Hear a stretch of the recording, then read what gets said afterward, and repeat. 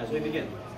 Hello, ladies and gentlemen. My name is Lex the Illusionist. I'd like to thank you all for joining me here at American Post 43, where everyone here deserves a red, white, and blue welcome. Let's give you all red, white, and blue. Now, we started the show with a red, white, and blue, so naturally we have to end the show with the red, white, and blue, and we shall.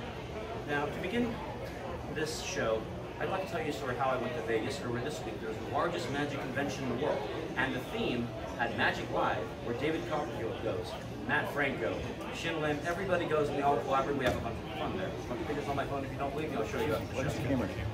And the theme of this year's show was beginnings. So it's going to be a new beginning, and we're going to do something special. Now, my magic teacher, his name is Jeff McBride. He used to headline Caesar's Palace. His mentor's name is Eugene Gerber.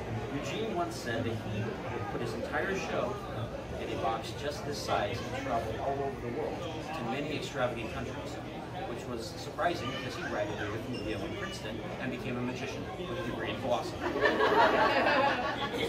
have a ahead of it. So, because we're going to have a new beginning, sir, I'd like you to begin by opening this box.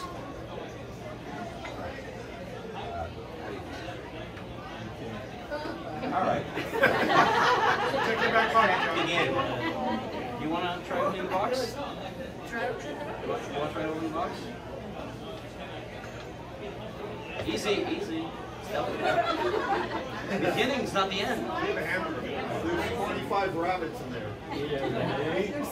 This is my show. I'll do the jokes.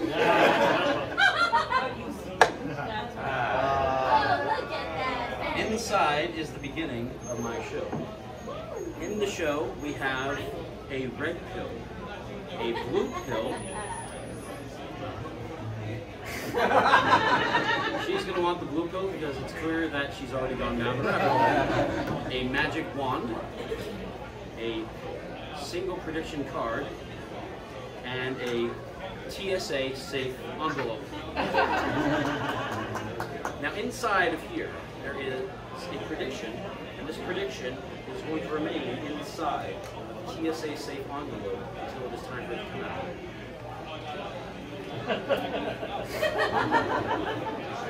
I like to remain here. We're going to remain locked in the box. I'd like someone to hold on to this box and do not open it. Hold like on. I trust you. You look very trustworthy. I don't know about that. We're going to come back to that in a few minutes. We're going to come back to that in a few minutes. Now, over here, I have a single prediction. I would like you, ma'am, to think of any playing card in the world. What is your name? Miss. Miss. Okay, Miss. Which card are you thinking of? Would you like to change your mind, or would you like to mind your head? I wasn't quite sure. Two of clubs. No. Sorry. You chose wrong. And because this is the film location, in the words of Indiana Jones, you chose poorly. Now, I'm going to give you a second chance. Now, we have here the red pill and the blue pill. And I'd like you to just touch the red pill or the blue pill. Just touch whichever one feels right to you. Red? Okay. We're going to come back to the blue one and we're going to start with the red. Now, I'm going to need a volunteer to assist me for this part. You, ma'am, in the pearls that look like they are off of Captain Jack Sparrow's other ship. Now, please sit over here. No, that's okay. Yeah, she's telling me for this part. You and you are going to help with the finale. So I'd like you to tell me when to stop on the count of three. Ready? 1, 2, 3. Say stop. Wow, that was really quick. Hold out your left hand for me. The card that we stopped on is an 8 of diamonds. So we're going to take the 8 of diamonds, lean face down your hand, right there. The card next to the 8 of diamonds is none other than the Joker. Now the Joker, he thinks he's funny because he has a sense of humor when he really doesn't. Kind of like me. So what I'm going to do is I'm going to take the Joker, see, give him a bit of a wave. He's going to turn into the 8 of diamonds. But if this is now the 8 of diamonds,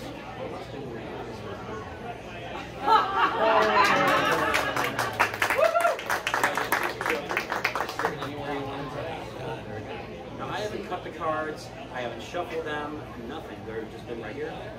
So wouldn't it be really weird if I could take the Joker that you had in the center of the deck and suddenly change it back on top of that? Ooh. That'd be crazy, right? That'd be absolutely nuts. Now, I'm going to take the Joker. He's going to want in the center of the deck. And you, sir, are you good at cutting cards? No. I want you to give these your best cut. Just cut off about half and complete the cut. That's awkward. Yeah. Complete the cut. Yes, that's it. It's a lot of work. He was honest. I'd like you to wave your hand over the deck, snap your fingers, and watch. That is the only card that remains face up.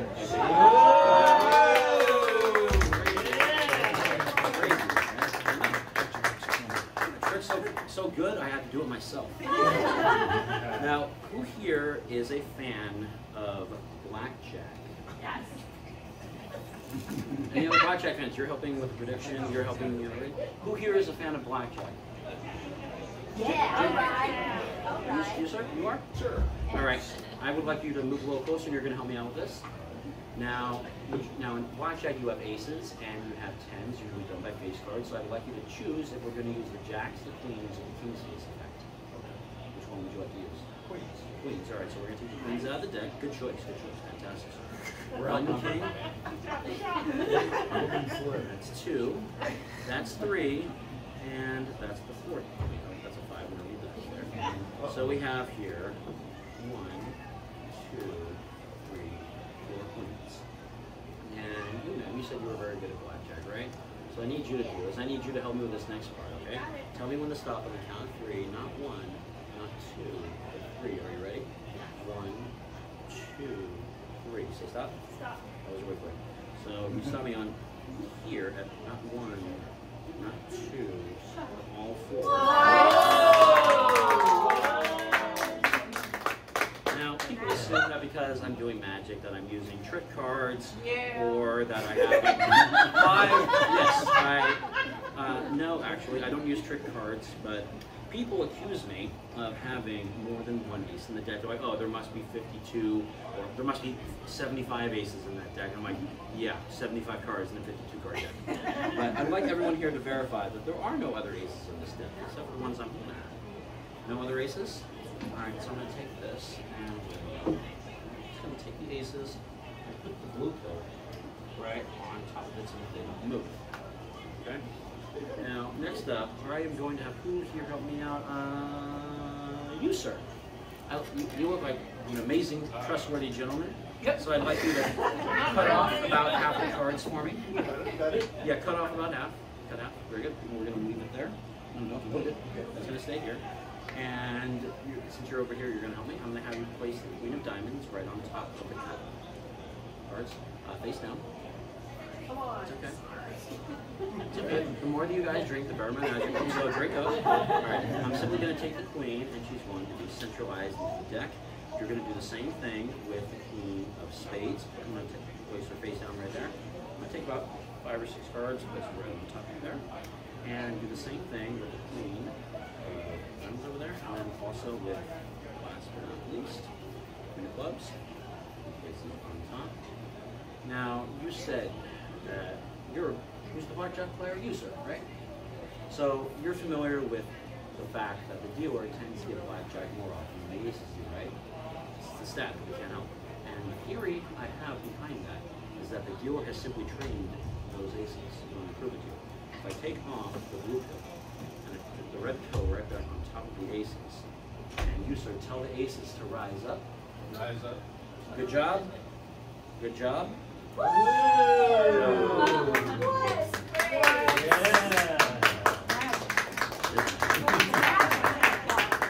Now, the aces, they haven't just appeared on resume. No. The ace of diamonds has found the other one card.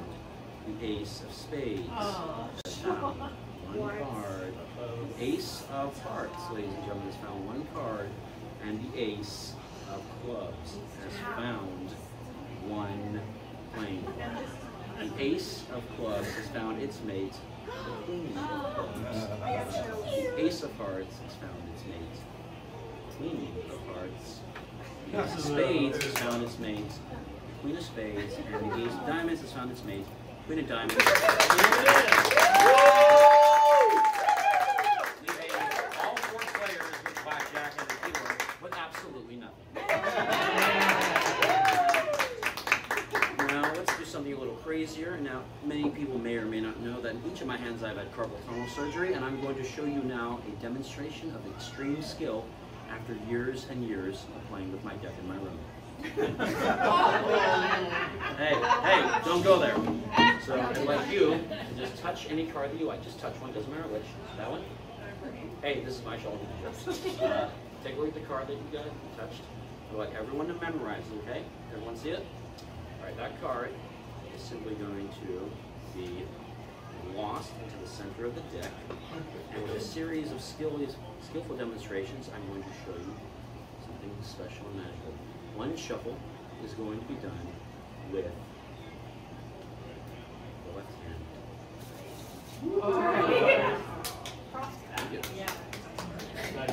The second shuffle is going to be done in a similar and nearly identical fashion with the right hand. Come on, people, religion started off less than that. Now, there are only 3 people on the planet that can do this, and nobody gives a shit. So here's what we're going to do next. We're going to do something even more impossible than what you just saw. We're going to take the cards, we're going to shuffle half of them face up, and the other half are going to be shuffled face down. Now, who here knows what happens when you take a deck of cards and you shuffle them half face up, and the other half will shuffle face down into each other? Do you know what you get when that happens, ladies and gentlemen? Exactly. Mix, mess, chaos. Cards face up like the ace. Cards face up like the 5. Cards face up like the king. Cards face down, face up, back to back, and face to face. It's logical, and it makes sense. But in the world of magic, nothing is ever as it seems. If you simply take the deck squeeze like that, and the squeeze, you feel the magic that time? That's how it happens. Yeah. Sure enough, the cards become completely straightened out. Because one card facing the opposite direction. Only 8 of clubs.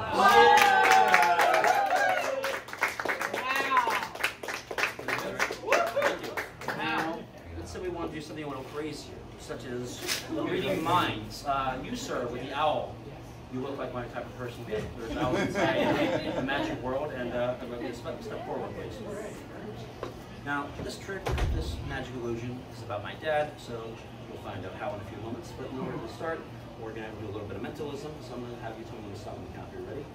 1, 2, 3. This is up. Stop. Now, we all know who makes decisions in this relationship. Do you want to change his mind? No. Okay. Take a look at the card that you stomped on. Show it to everyone else, but don't show it to me. Okay? You got it? Did you memorize it? Yes. Did you memorize it on both sides? Great. Lose it into the center of the deck, anywhere you want. Yeah. Now, if I can make your card reappear, that would be amazing. Yes. That would. No, not like that. But in order to determine what your card is, I'm going to need to read your mind. In order to read your mind, I need consent. Do I have consent to enter his mind? Yes. Okay, I see your wrist. Did you know that if you take someone's pulse, you can tell what the card is just by listening to it? Getting that, it's not a black card, as you're learning about. It's not a face card, it's a red card. It's not a face card because your face is not there. It's not a diamond card because there's no ring on your foot. It's not a diamond card because you got a lot of rings on your finger. Which means that it must be a heart. Ace, 2, 3, 4, 5, 6, 7, 8, 9, 10. Jack, no diamonds, no wait. 10 hearts. Is that it? Yeah. Now it's one thing to know what your card is. It's another thing to make it appear. Yeah. Now my father, he was a computer wizard. And he and I have had a great time together, but I recently went to Vegas and I actually got to see my foster dad. And he actually made a prediction of what card you were going to pick. No. And I brought him here to show you a message from just before the show started. No. So I'm going to have my dad do this. All right, hold on a second. Ready? Hold on. And here's the video that he sent for you guys of your prediction. Are you ready? 1, 2, 3. Hi, this is Bam. Hi. You know the big guy does magic, smaller guy next to me, he does magic too. He doesn't talk that much. Anyway, my buddy Lex the illusionist. Anyway, Lex had you pick a card, right? He picked it at random. So he had this card. Now, he's supposed to find your card. He wants to find your card. Now, you picked it at random. No one could possibly know the card. But there's 51 ways to go wrong. One way for Lex the illusionist to go right. So now I'm going to help him out here. He's sending me a signal. 5 of spades. Is that your card? I'm just kidding. I'm just kidding. I just wanted to do a little change up in the middle because Lex always knows. Lex the illusionist knows what cards you pick. Lex the illusionist told me. And is this your card?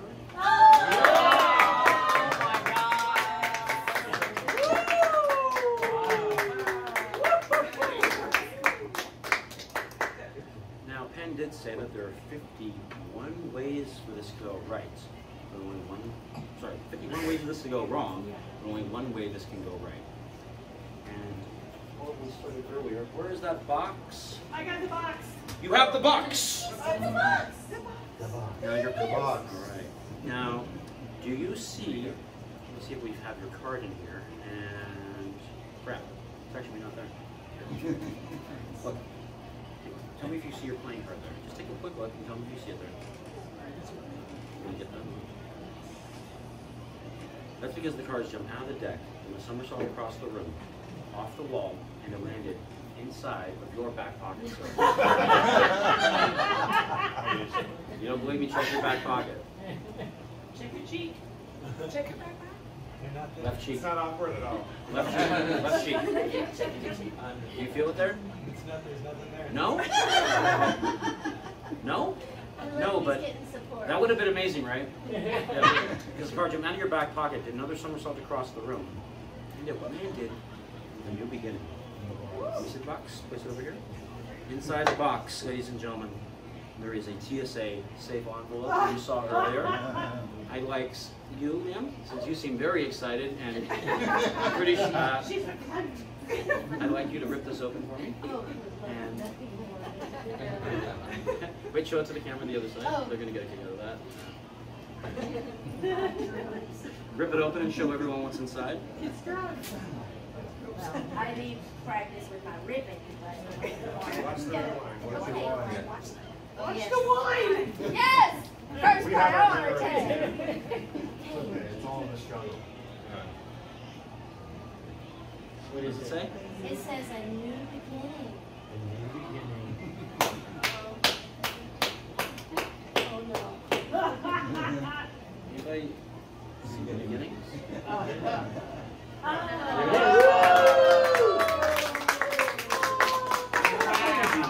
Now, let's say you had chosen the blue pill. Who knows what happens in this situation? You are going to now find out now. Here, ladies and gentlemen, I have the blue pill. And who are you here with today, ma'am? Which fine gentleman? Hi, husband, I'd like you to help me out here. I'm going to have a deck of cards here, and you're going to tell me when to stop on the count of 3. And remember, this is the blue pill, so the more you drink, the better my magic looks, and you might be going down the rabbit hole. All right, so I'm going to stop on the count of 3. Are you ready? 1, 2, 3. Stop. We all know who makes decisions in this relationship. Would you like me to join you? Yes. All right. So, stop. Stop.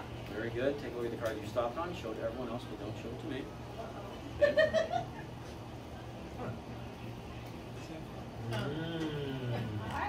That's a good one.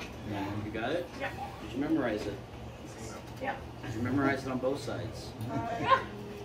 Okay, that's important. I'll see why. Use the card anywhere you want to the center of the deck, please. Over there. Very good. Now, you, sir, you're going to help me. So stop my count. 1, 2, 3. All right. You stopped on a 7 of clubs. So what I'm going to do is I'm going to have you take this 7. I want you to sign it with this black Sharpie.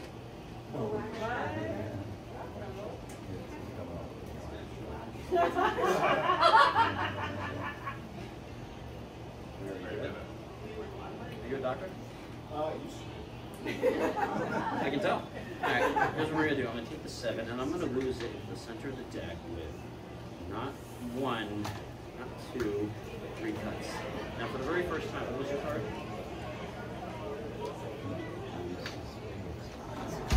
6 of diamonds. So I'd like you to speak very loudly and very clearly into the microphone and tell the 6 of diamonds to appear. 6 of diamonds appear. No. Appear! Like you mean 6 of diamonds appear! Diamonds appear! Oh. Wow! And sure enough, 1 card appears the opposite direction. What? No magic. Now, you signed playing card, but you didn't. No, I did not. So, I almost feel guilty. Almost. So what I'd like you to do, ma'am, is I'd like you to sign 6 right across the face for me. Make sure it's one of a kind. Fantastic convention. Better than mine. I do this for a living. Take your 6, and it's going to get lost like the other one to the center of the deck, and it's going to be given not 1, not 2, 3 cuts. And you, sir, you're now going to speak very loud and very clear into the microphone and tell your card to appear. Make my card appear! Ooh. Yeah. Sure enough, your card appears the opposite direction. Wow.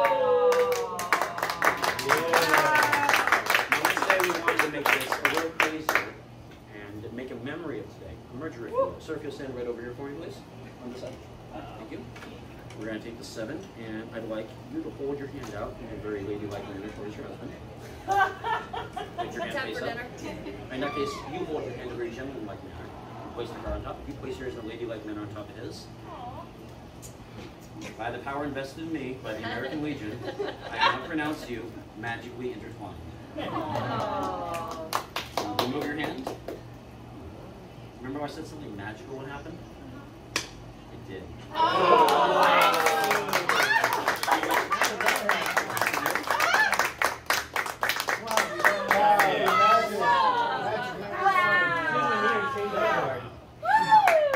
Now, ladies and gentlemen, I said this show is going to start and end on a red, white, and blue for our bets tonight. Okay. So, you've seen the red pill, you've seen the blue pill. Inside is the white light. I call this a box of magic TNT. And this is for good reason. There is a timer on side that is set to exactly 3 seconds. Don't worry, bomb disposal is not needed. It's TNT. So what I'm going to do is, on the count of 3, you all are going to see the magic TNT as it unleashes itself in the room. And you get to see your own version of a magical red, white, and blue. 1, 2, 3.